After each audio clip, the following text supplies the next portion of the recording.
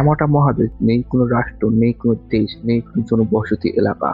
আছে শুধু বরফ এবং পেঙ্গুইনদের রাজত্ব। এখানে গ্রীষ্মকালে তাপমাত্রা হয় প্রায় 0 ডিগ্রি এবং শীতকালে তার চলে যায় প্রায় -80 ডিগ্রির চেয়ে বেশি। এখানে কোনো মানুষ বেঁচে থাকতে অসম্ভব। এই মহাদেশের আয়তন প্রায় 14 মিলিয়ন বর্গ কিলোমিটার, যা ইউরোপের প্রায় অনেকটাই বড়। যদিও এই মহাদেশের আয়তন প্রায় 14 বর্গ কিলোমিটার, কিন্তু সেটা শীতকাল তার থেকে আরো দ্বিগুণ হয়ে যায়। আজ আমি কথা বলছি তা আন্টার্কটিকা, পৃথিবীর সবচেয়ে শীতলতম মহাদেশ।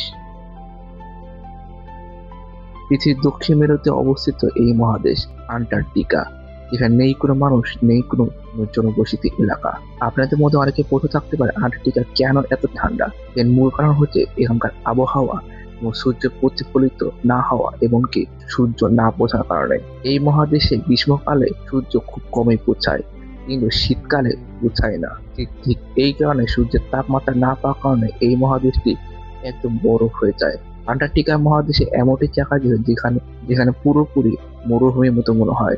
এই জায়গাকে বলা হয় আন্টার্কটিকা মরুভূমি, যেখানে খুব কমই বৃষ্টিপাত এবং তুষারপাত খুবই কমই হয়। কিন্তু ডিফারেন্টটা একটাই, সাহারা হচ্ছে মাটি দিয়ে তৈরি, কিন্তু আন্টার্কটিকা মরুভূমি হচ্ছে পুরো বরফ দিয়ে ঢাকা। এখানে বাতাসের গতি এত পরিমাণে বেশি যেখানে কোনো মানুষও থাকতে অসম্ভব। এখানে প্রায় 200 কিলোর বেশি পরিমাণে বাতাস প্রবাহিত হয়, যেখানে কোনো মানুষ থাকতে অসম্ভব। আন্টার্কটিকার আয়তন প্রায় 14 মিলিয়ন বর্গ কিলোমিটার, যা ইউরোপীয় অস্ট্রেলিয়া মহাদেশ চেয়ে অনেকটাই বড়। কিন্তু আপনি জানলে অবাক হবেন, এটা গ্রীষ্মকালে 14 বর্গ কিলোমিটার হলেও কিন্তু সেটা শীতকালে আরো বেশি বেড়ে যায়। আপনি যদি জিনিসটা যদি বুঝতে না পারেন, আমি সহজে বুঝাচ্ছি। আপনি এই ছবিটা দেখতে পাচ্ছেন, এই ছবিটা হচ্ছে গ্রীষ্মকালের ছবি। এটি গ্রীষ্মকালে তোলা হয়েছিল, আর এটা হচ্ছে শীতকালের মাস।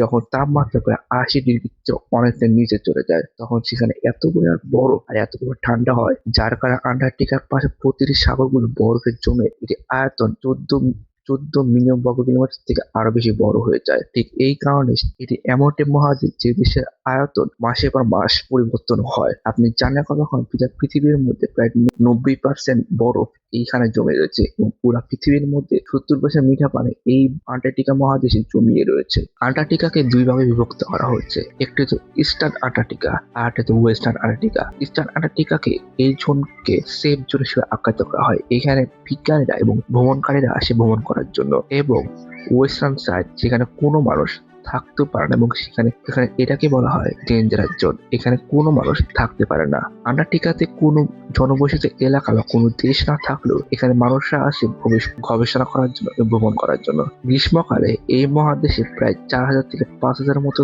সায়েন্টিস্টরা আসে গবেষণা করার জন্য, কিন্তু শীতকালে সেটা 1000 মতো কমে যায়। আপনি হয়তো বলতে পারেন আন্টার্কটিকা কেন এত বরফপূর্ণ, কিন্তু আপনি জানলে অবাক হন, বহু বছর আগে আন্টার্কটিকা এরকম বরফপূর্ণ এলাকা ছিল না।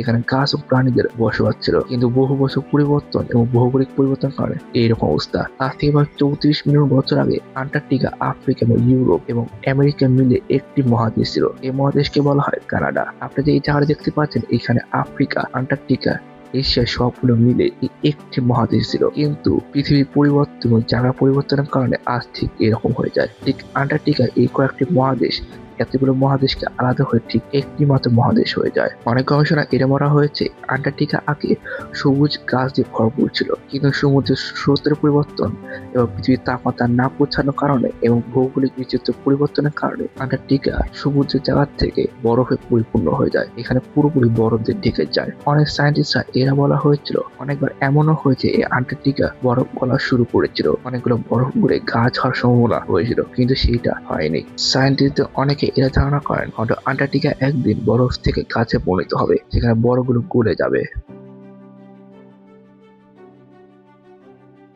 আজ থেকে হাজার হাজার বছর ধরে কোনো মানুষই জানতো না আন্টার্কটিকা নামে এরকম বরফপূর্ণ মহাদেশ রয়েছে। কিন্তু দীর্ঘ সময় কিছু মানুষের, কিছু বিজ্ঞানীরা এরা ধারণা করতো কিছু দক্ষিণ মেরুতে কোনো হয়তো মহাদেশ রয়েছে, যা সেটা নাম দিয়েছে টেরো অস্ট্রেলিয়া। কিন্তু তারপর থেকে কোনো মানুষই জানতো না যে আন্টার্কটিকা নামে একটি মহাদেশ রয়েছে। কিন্তু এরপর আজ থেকে প্রায় 200 বছর আগে 1820 সালে রাশিয়ান দুই অভিযাত্রী তারা এই প্রথমবার মতো আন্টার্কটিকাকে দেখতে পেয়েছিল, কিন্তু দুঃখজনক হলো তারা সেখানে পৌঁছাতে পারেনি। সেখানকার আবহাওয়া এবং বাতাসের গতির কারণে তারা এইখান থেকে তারা চলে গিয়েছিল। কিন্তু প্রায় 90 বছর পর এক নরওয়ে যাত্রী, যার নাম হচ্ছে রোবেল অ্যাম্বাস, তিনি প্রথমবারের মতো এই আন্টার্কটিকাকে পা রেখেছিলেন।